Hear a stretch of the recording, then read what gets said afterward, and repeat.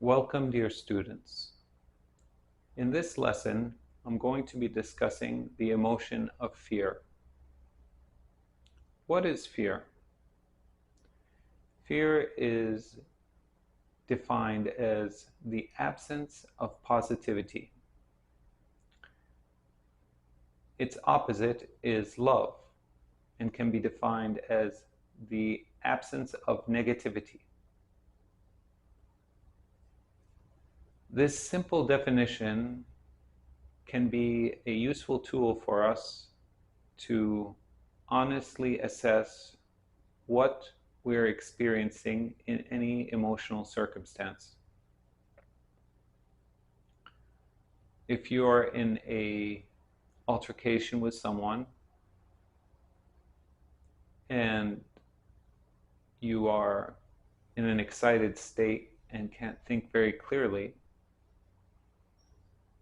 being able to tell if you are feeling positive or negative is always accessible. And this can also help you with interpreting what people are bringing to you. Although you cannot take responsibility for what others contribute to the dynamic, you can always tell, am I bringing negativity to this situation, or am I bringing positivity? And once you understand that, you can be very deliberate about whether you want to persist with whatever negativity you might be contributing, or if you wish to shift to something positive. Is fear bad? No human emotion is bad. Each of them have a specific divine reason and purpose. Too often, there are teachings in the world, whether they come from religious traditions or philosophies or politicians, that demonize the negative emotion of fear.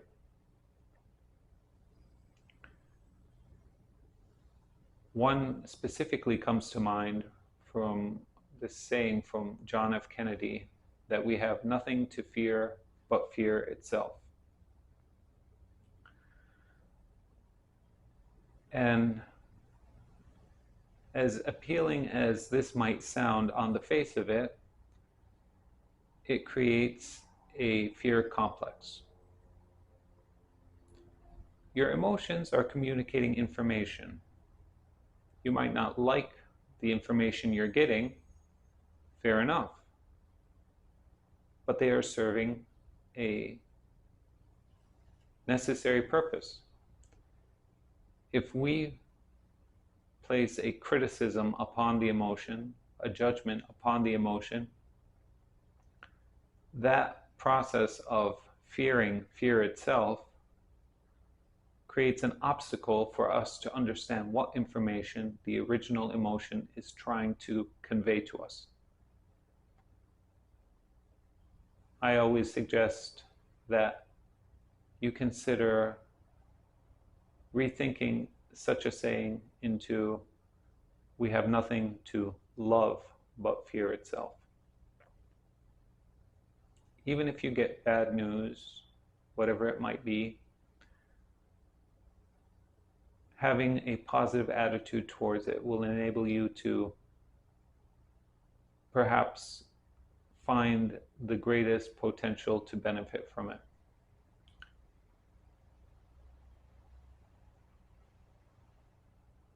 When we cut our skin and injure ourselves, it hurts. Our body doesn't transmit this discomfort to punish us. It does so we can bring our attention to it with a sense of urgency. If you cut yourself and you don't have an awareness of it, or it doesn't feel bad and you don't want to change it, the chances of us getting an infection and dying increases. Fear is similar on an emotional level. This is your consciousness trying to urgently draw your attention towards some kind of injury or potential for injury to your being so that you can confront it. As I mentioned in a previous lesson regarding the comparison of emotion to fruit, if you have a fear of something and you don't address it, that fear will not go away. It becomes more complex and more problematic and transmutes into anxiety and eventually into panic.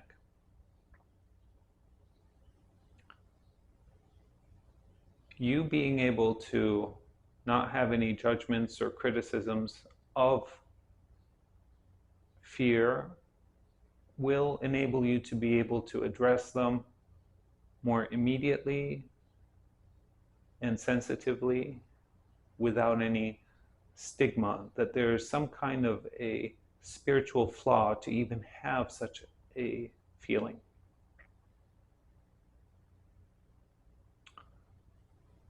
I hope this lesson was helpful to you, and I look forward to speak about the other emotions in future lessons.